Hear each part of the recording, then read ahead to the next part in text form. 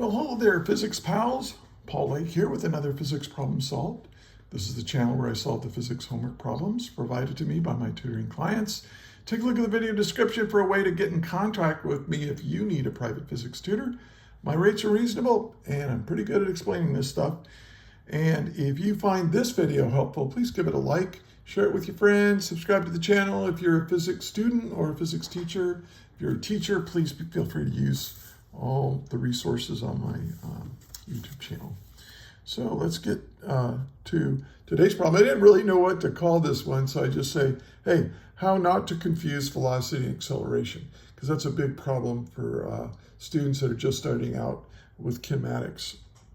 And so you will need to know what the difference is between velocity and acceleration, what their relationships are, in order to answer these questions. This really isn't a problem so much as a question, but it's a very important question, or a couple of questions, and you will be tested on this in your class or on the AP test or whatever. It says, if the velocity of an object is non-zero, can its acceleration be zero? And the next question, if the velocity of an object is zero, can its acceleration be non-zero? Explain with examples and velocity versus time graphs. Okay, so we want to come up with an example and draw some graphs to explain why our answers are what they are. So here's my big suggestion to you. Pause the video right now and try to answer these. Write out your answer. And if you get stuck, or if you just want to see how I did it, hit play again and scroll through it and so on. So, all right, let's get to it. Let's get to part A. If the velocity of an object is non-zero, so the velocity it's moving, can its acceleration be zero? And the answer is yes. And I'll go ahead and write it out. An object, and this is kind of what they're looking for when they have those short answer kind of, when they're looking, give you a little question and a short answer. This is kind of what they're looking for. An object can have non-zero velocity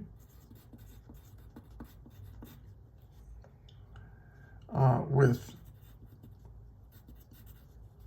zero acceleration. Now this one's pretty simple, okay? And the reason why, so here's an example of that. So imagine a car is moving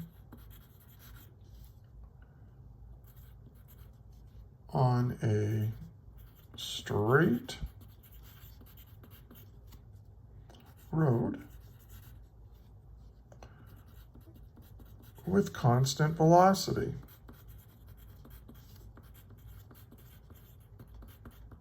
Okay, so if the velocity is constant, so that's non-zero, right? I mean, if it's moving at a constant rate of, let's say, 10 meters per second, that's going to be,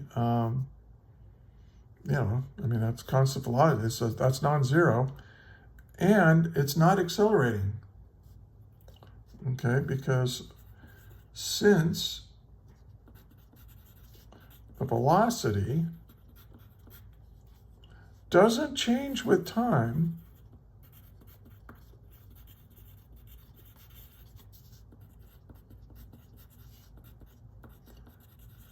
okay, the acceleration is zero.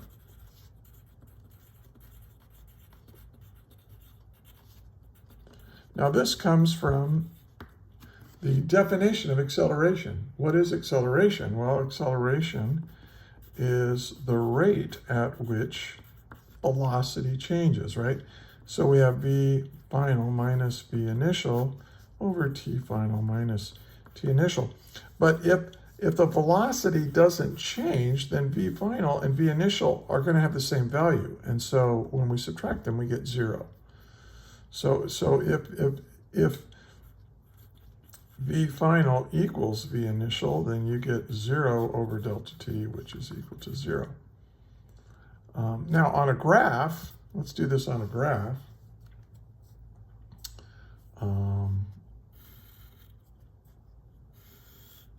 If I have my velocity versus time graph, looks like this. What if the velocity is a constant with time? Well, if you have a velocity versus time graph, where is the acceleration in that graph? Well, the acceleration is the slope. Okay, well, that's the change in velocity over the change in time. But what is the slope of a horizontal line? The slope of a horizontal line is 0. So yeah. So again, the velocity is non-zero, but the acceleration is 0, and there you go. Hope that's clear. Okay. Hey, do me a favor right now. If you found this helpful, just go down and give the video a like, and that'll help the algorithm give this video to recommend this video to other students.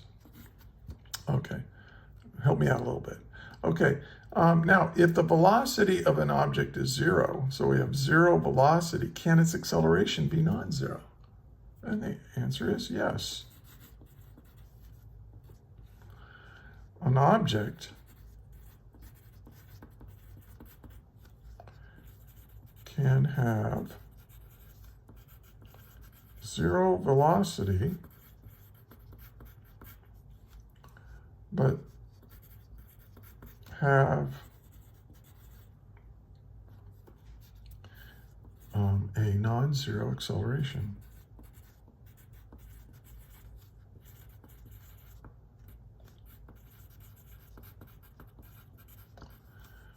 But only for an instant in time. Only for an instant. And here's an example.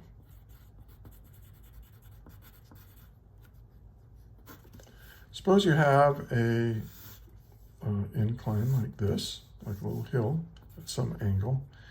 And here's my little cart. I have a little cart on here. And I'm going to give it a shove so that it starts off with some upward velocity. So we'll call that V initial. Now this thing's going to roll up the hill, isn't it? But gravity, or at least a component of the gravity, it's going to slow down, and then it's going to start coming back like this, right? So at some point on its path, I'm just trying to reproduce this, maybe when it gets up to here, the velocity equals 0. And let's draw another picture. And now it's going to go down like this.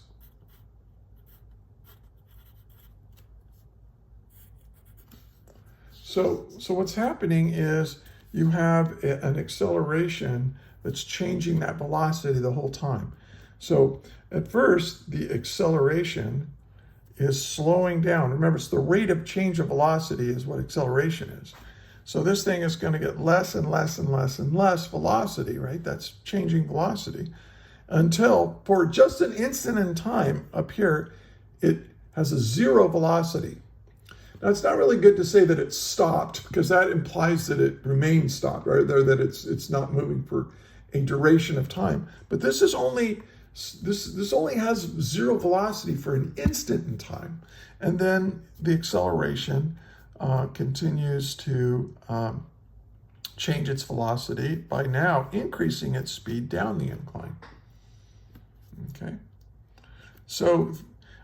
Another example of that, you have the acceleration of gravity, which we haven't really studied that yet, but you know, when you drop a ball, it accelerates towards the ground, right?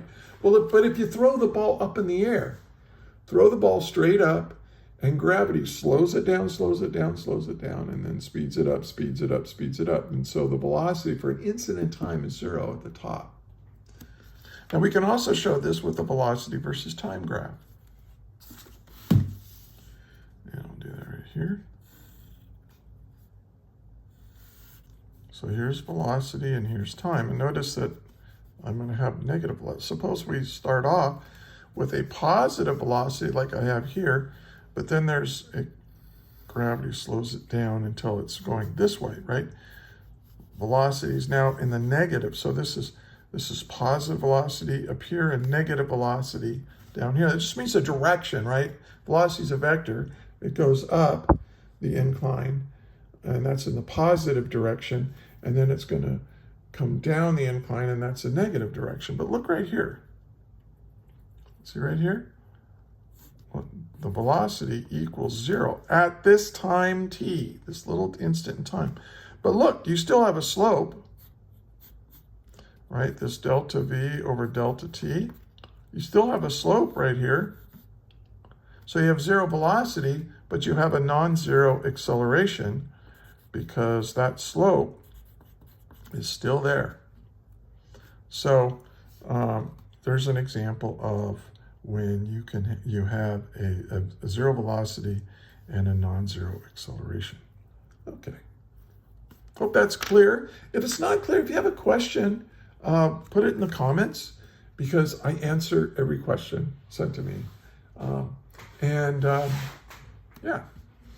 And again, if you found this helpful, please give it a like, subscribe if you're a brand new physics student. If you're a teacher, I've got resources and links. Look in the description. I've got some links to some useful things that are free for anyone to use. So very cool.